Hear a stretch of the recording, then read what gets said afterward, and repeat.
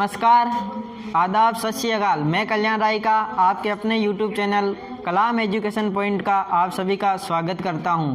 आज के इस लेक्चरार में हम कक्षा 7 की विज्ञान पाठ्य पुस्तक का चैप्टर 1 पादपों में पोषण न्यूट्रिशन इन प्लांट के बारे में चर्चा करेंगे।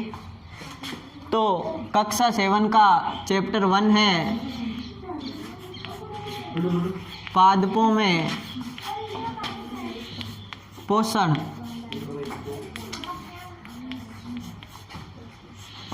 पादपों में पोषण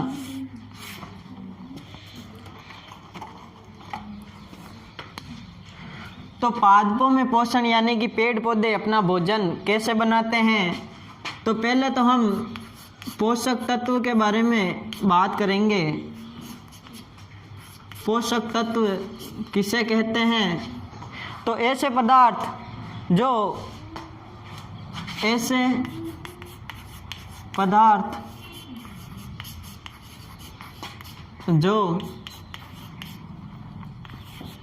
शरीर के लिए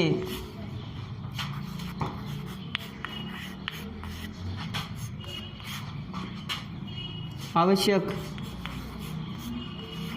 हो। पोषक तत्व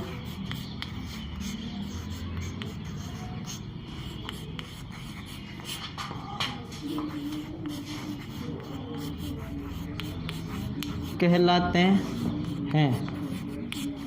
ऐसे पदार्थ जो शरीर की वृद्धि, विकास, प्रतिरक्षा तंत्र को मजबूत रखने के लिए आवश्यक हो, पोषक तत्व कहलाते हैं। सामान्यतः पोषक तत्व 7 होते हैं, लेकिन कार्बोहाइड्रेट, विटामिन, खनिज लवण, प्रोटीन, रुक्षांश और जल ये सभी पोषक तत्व है। दूसरी बात करेंगे हम पोषण किसे कहते हैं। सजीवों द्वारा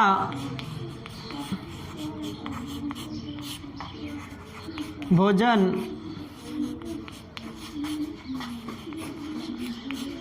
ग्रहण करने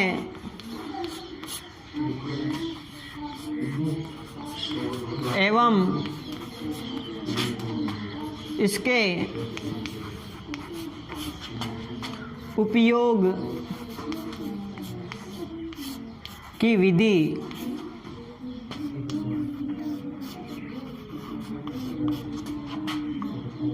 पोषण कहलाती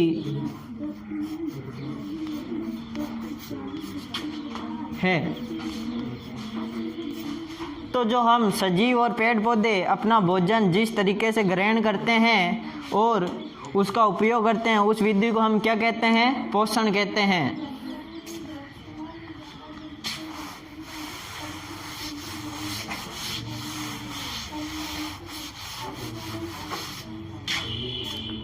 आगे बात करेंगे हम अब पोषण की विधियों के बारे में। तो पोषण की विधियां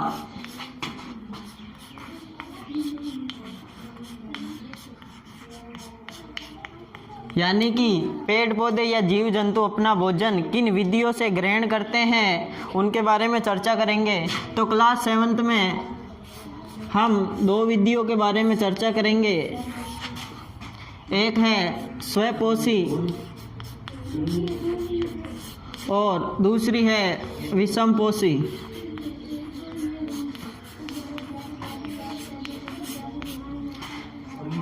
पहले की बात करेंगे हम स्वपोषी की।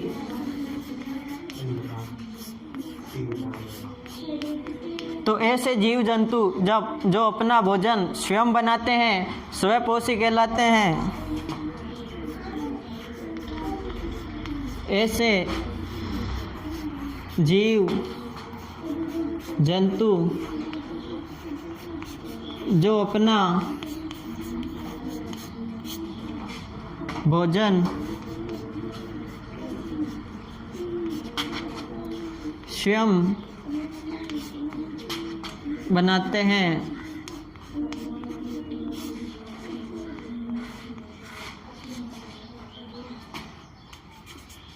स्वपोषी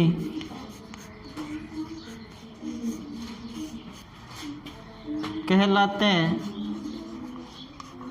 हैं। और इसका उदाहरण है हरे पेड़ पौधे जो फोटोसिंथेसिस यानी कि प्रकाश संश्लेषण द्वारा अपना भोजन तैयार करते हैं। तो इसका उदाहरण हम लिखेंगे हरे पेड़ पौधे।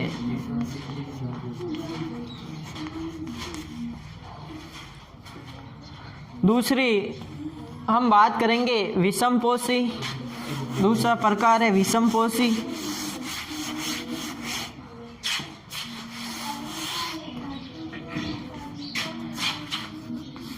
दूसरी विधि है पोषण की, उसे हम कहेंगे विषमपोषी।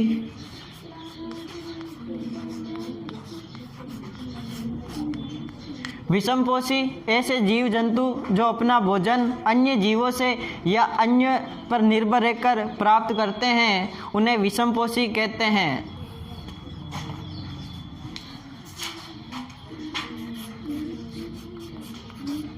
ऐसे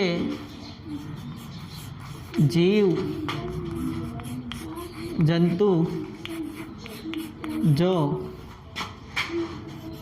अपना भोजन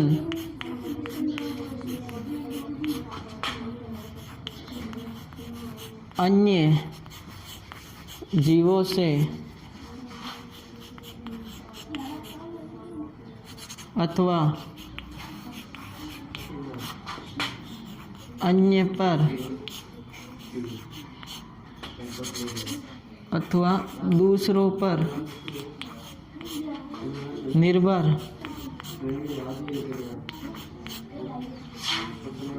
रहकर प्राप्त करते हैं, उन्हें क्या कहते हैं? विषमपोषी। उन्हें हम विषमपोषी कहते हैं।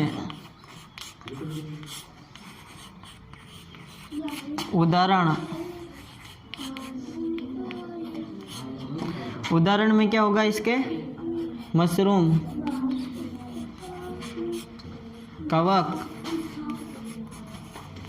आदि। अब जो विषमपोषी हैं तो ऐसे जीव जंतु जो अपना भोजन अन्य जीवों से अथवा दूसरों पर निर्भर रहकर प्राप्त करते हैं, उन्हें विषमपोषी कहते हैं। उदाहरण मशरूम और कवक। अब विषमपोषी के भी दो भाग होते हैं।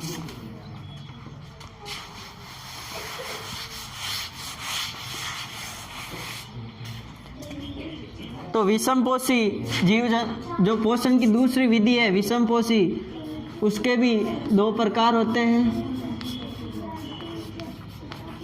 विषमपोषी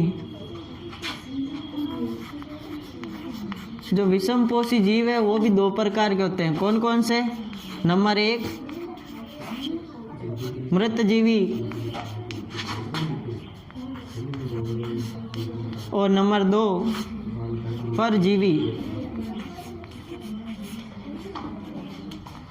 मृतजीवी की बात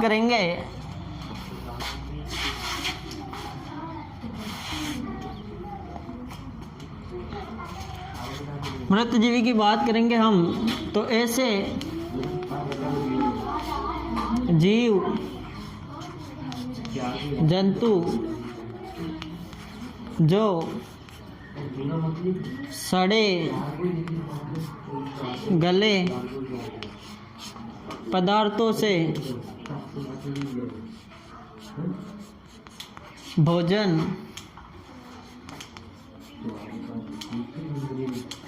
प्राप्त करते हैं।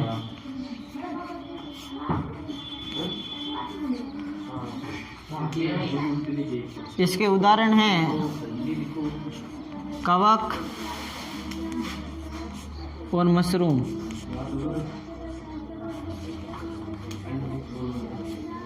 आदि।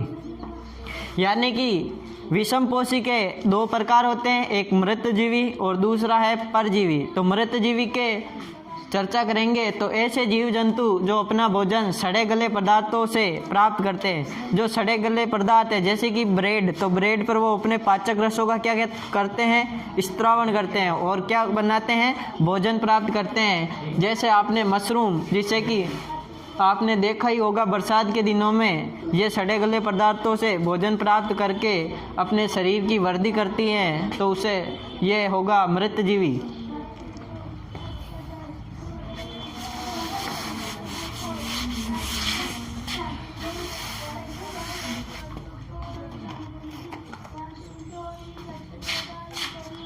दूसरा प्रकार परपोषी,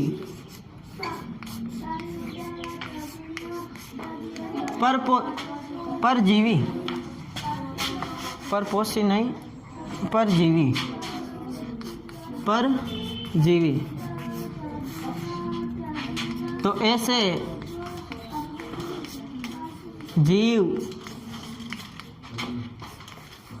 जंतु जो अन्य जीवों से भोजन व आवास प्राप्त करते हैं, परजीवी कहलाते हैं। उदाहरण, यहाँ पर आवास मत लिखना, भोजन प्राप्त करते हैं। उदाहरण है अमरबेल। तो अमरबेल है इस परजीवी का एकमात्र उदाहरण है।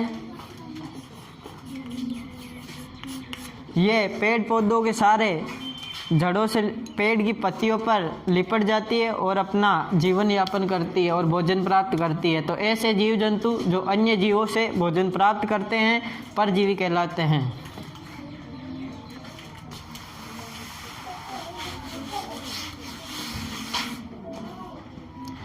पोषण, तो जीव जंतु है, पोषण की मुख्यतः दो विधियाँ पाई जाती है और अन्य विधियाँ भी हैं। जैसे हम बात करेंगे सहजीवी संबंध, सहजीवी संबंध। तो ऐसे जीव जंतु जिसमें जीव अपने भोजन एवं आवास का एक दूसरे के साथ साझा करते हैं। तो सहजीवी संबंध में क्या होता है, दो जीव रहेंगे जैसे कवक और शैवाल, तो वह अपने भोजन का एक आवास प्रदान करेगा तो दूसरा क्या करेगा, भोजन प्रदान करेगा। इस प्रकार वो एक दूसरे के साथ क्या करते हैं, भोजन और आवास का साझा करते हैं। इसका उदाहरण लिखेंगे हम।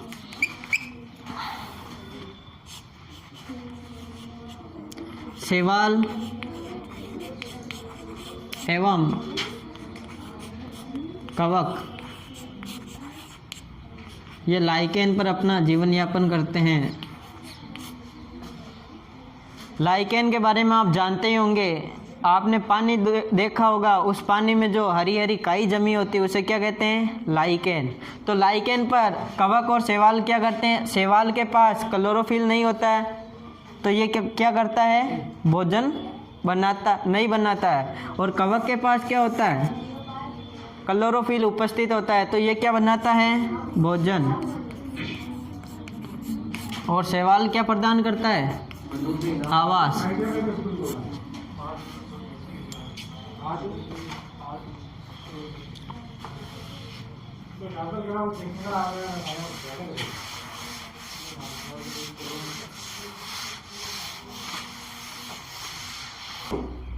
तो पोषण की विधियों में अगली विधि पर हम चर्चा करेंगे।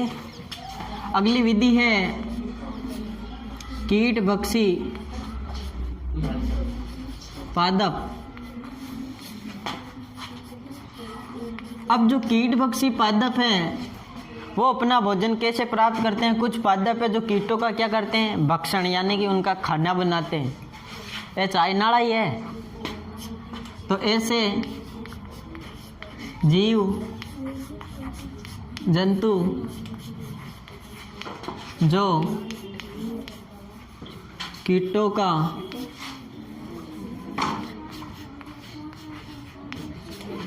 भक्षण करते हैं कीटभक्षी कहलाते हैं। उदाहरण गटपर्णी या पिच्चर पादप। तो ये गटपर्णी या पिच्चर पादप इसका उदाहरण है। कीटभक्षी ऐसे जीव जंतु जो कीटों का क्या करते हैं? भोजन करते हैं। जैसा कि अभी कोरोना महामारी चल रही है और चाइना वालों ने इन्हीं कीटों का भक्षण करके इस कोरोना को संपूर्ण विश्व में फैला दिया है। तो जो चाइना वाले हैं वो कीटभक्षी पादप के अंतर्गत आएंगे, आप समझ सकते हैं। अब जो गटपर्णी है वो एक तरह का पौधा होता है। क्या होता है? पादप होता है जिसके क्या लगी होती है? पत्तियाँ।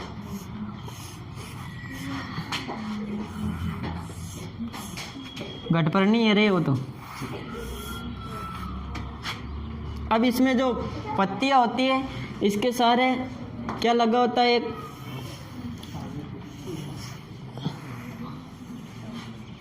ये ऐसा बना होता है और इसमें क्या होता है? पाचक रस। जब कोई कीट आता है जैसे मधुमक्खी या जो भी कीट पतंग आते हैं वो इसमें क्या होते हैं? अंदर प्रवेश करते हैं और जो पाचक रस है उसमें क्या होते हैं? चिपक जाते हैं और ये ढक्कन क्या हो जाता है? बंद। और फिर ये उसका क्या करते हैं? भक्षण कर देते हैं और इस प्रकार कीटभक्षी पादप अपना भोजन क्या करते हैं? प्राप्त करते हैं।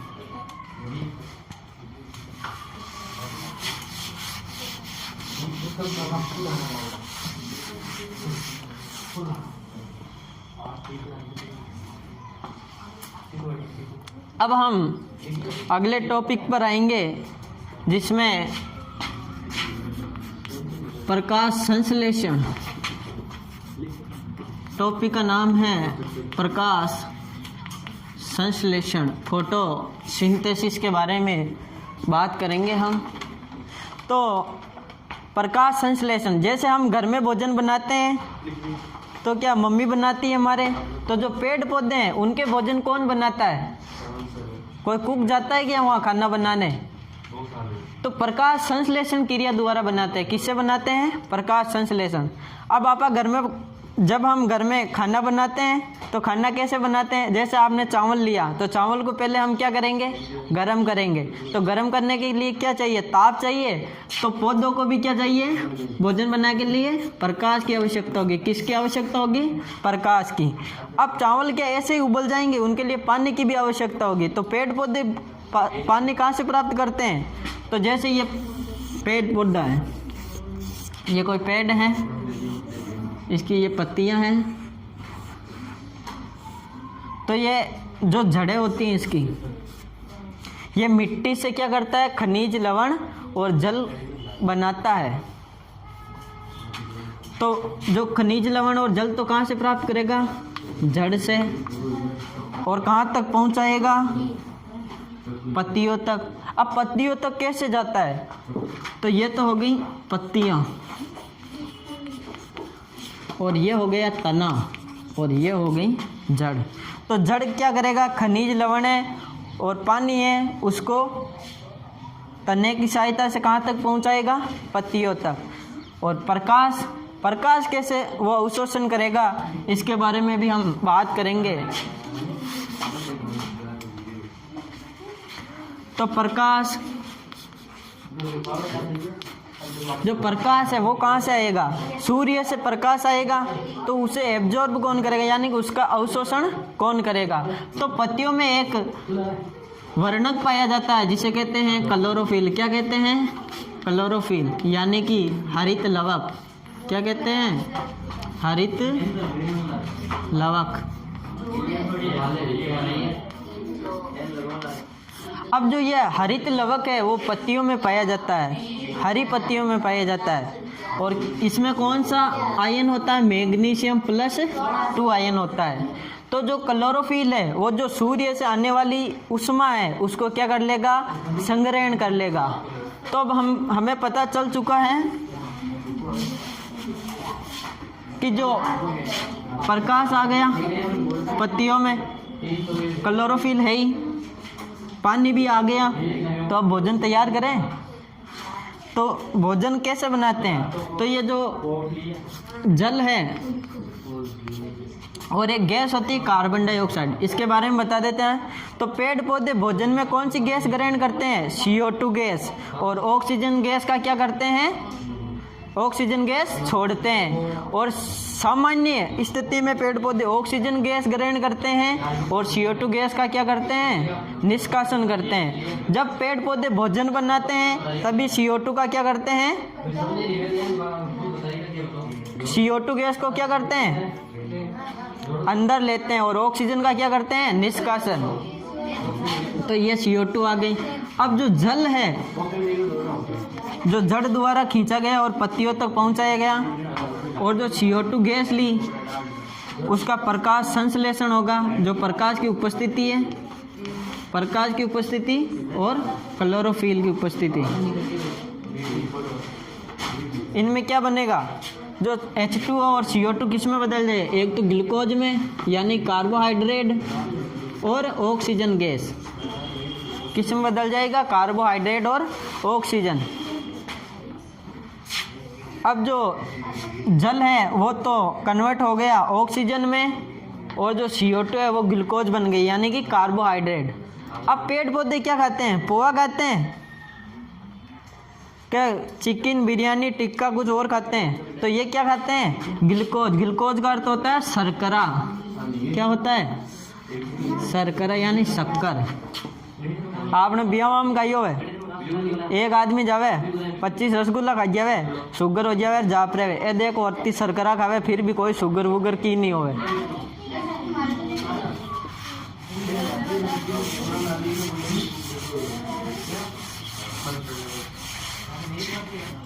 यह हुई प्रक्रिया किसकी? प्रकाश संश्लेषण की। एक बार फिर से देखें तो H2O + CO2 क्या करेंगे? प्रकाश की उपस्थिति होगी और क्लोरोफिल पाया जाएगा, और क्या बनाएगा? C6H12O6, इसे कहते हैं ग्लूकोज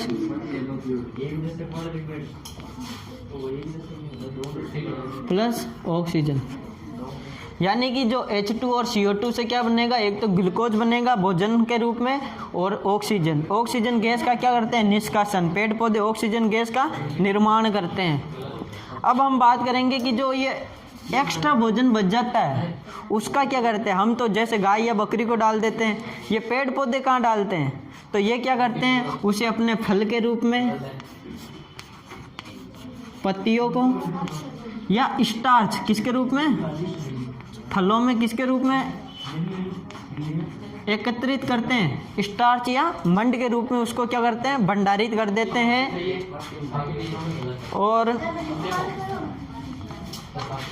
और इन्हीं फलों से हम क्या करते हैं? पेड़ पौधे हैं उन्हें क्या कहते हैं? जो पेड़ पौधे हैं, अब जो पेड़ पौधे हैं वो क्या हो गए?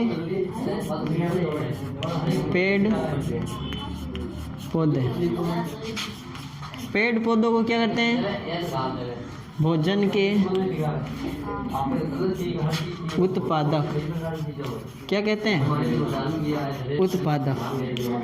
अब जो पेड़ पौधों में हमने जो प्रक्रिया देखी भोजन कैसे बनता है और कहाँ बनता है, कहाँ बनता है? पत्तियों में बनता है। और पत्तियों में भी छोटे छोटे छिद्र होते हैं। क्या होते हैं? छोटे छोटे छिद्र होते हैं।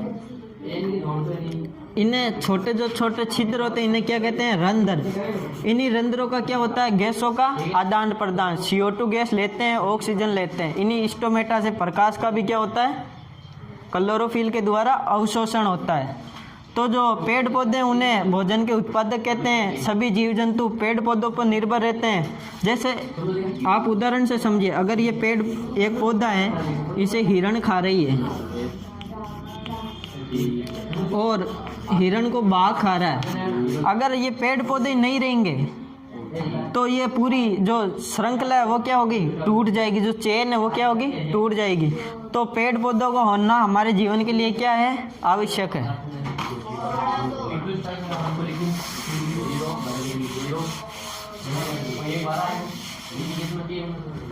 अभी तक हमने जो प्रकाश संश्लेषण के बारे में चर्चा की कि पेड़ पौधे कैसे भोजन बनाते हैं, तो पेड़ पौधे अपना भोजन पत्तियों में बनाते हैं, इसलिए पत्तियों को क्या कहते हैं, तो पत्तियों को हम एक विशेष नाम से जानेंगे। ये इनका क्या है, किचन, पौधों का रसोई घर, पौधों का रसोई घर। तो पत्तियों को हम एक विशेष नाम से जानेंगे, उसे क्या कहते हैं, पौधों का रसोई घर या किचन।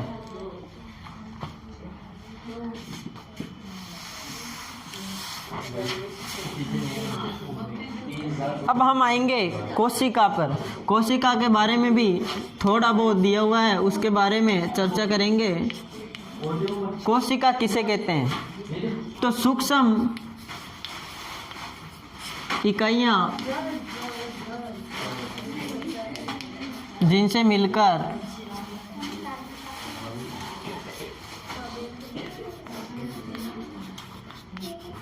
शरीर का निर्माण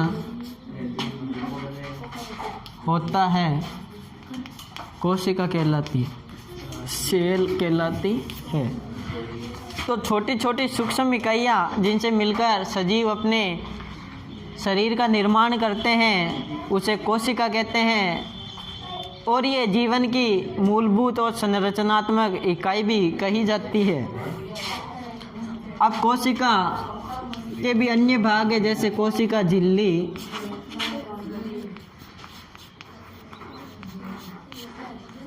कोशिका द्रव्य,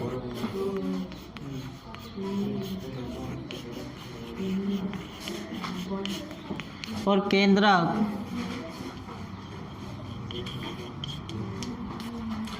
तो कोशिका के अन्य भाग होते हैं कोशिका झिल्ली, कोशिका द्रव्य और केंद्रक। अब जीवों में अलग कोशिका झिल्ली होती है, और जो सजीव है या जो निर्जीव जंतु है उनमें अलग कोशिका झिल्ली होती है। पहले हम पादप कोशिका की बात करेंगे। तो पादप कोशिका में यह होता है केंद्रक, यह होती है कोशिका झिल्ली, ये क्या होती है, कोशिका झिल्ली।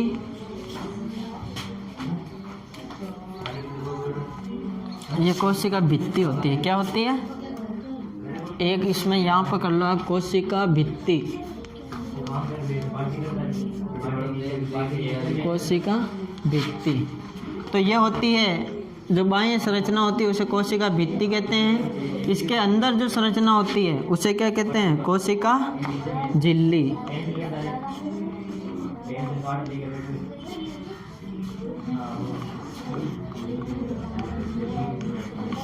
कोशिका झिल्ली। और जो इसमें द्रव्य भरा होता है उसे कहते हैं कोशिका द्रव्य। एक झिल्ली जैसा पदार्थ होता है जिसमें माइटोकॉन्ड्रिया, गोल्गी काई, ये सभी केंद्रक ये क्या होते हैं, तैरते रहते हैं, कोशिका द्रव्य। आज का चैप्टर इतना ही, धन्यवाद।